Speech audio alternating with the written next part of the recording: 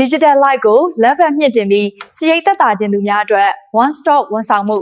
တမိုးကြီး premium account တွေကိုဈေးကြီးပေးဝယ်နေရတော့လားဒါမှမဟုတ်နည်းပညာနဲ့ပတ်သက်တဲ့ IT skill တွေကိုလေ့လာခြင်းနေတာလား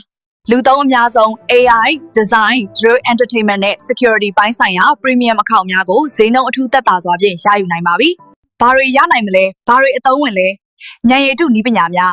ChatGPT, Gemini AI, Jarvis AI စာစီစာကုန်းရေးမလား coding ရေးမလားအခက်အခဲမှန်သမျှမေးမြန်းဖြေရှင်းနိုင်မဲ့ကိုယ်ပိုင်လက်ထောက်တွေပါ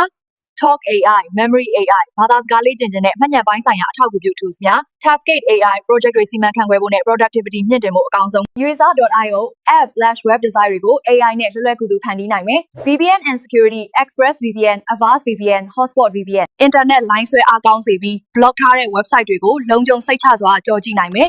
game ဆော့ရင် ping ငြိမ်စေတယ် Canva, PixArt, PhotoRoom, PixelCut Photo editing နဲ့ poster design နဲ့ background ဖြတ်တာတွေကိုဖုန်းတစ်လုံးတည်းနဲ့ professional ကြလုပ်နိုင်မယ် PicBest, Scripty, Design Designer, Design ပိုင်းဆိုင်ရာ resource တွေနဲ့စာအုပ်စာတမ်းတွေကိုအကန့်အသတ်မရှိ download ရယူနိုင်မယ် Entertainment and Streaming ရုပ်ရှင်ဂီတနဲ့ဖျော်ဖြေရေး Apple TV, Fubo TV, Viki Plus, Hideaway Animes နိုင်ငံတကာရုပ်ရှင်ဇာတ်လမ်းတွဲ anime တွေကိုရုပ်ထွက်ကြည်လင်စွာနဲ့ကြည့်ရှုနိုင်မယ်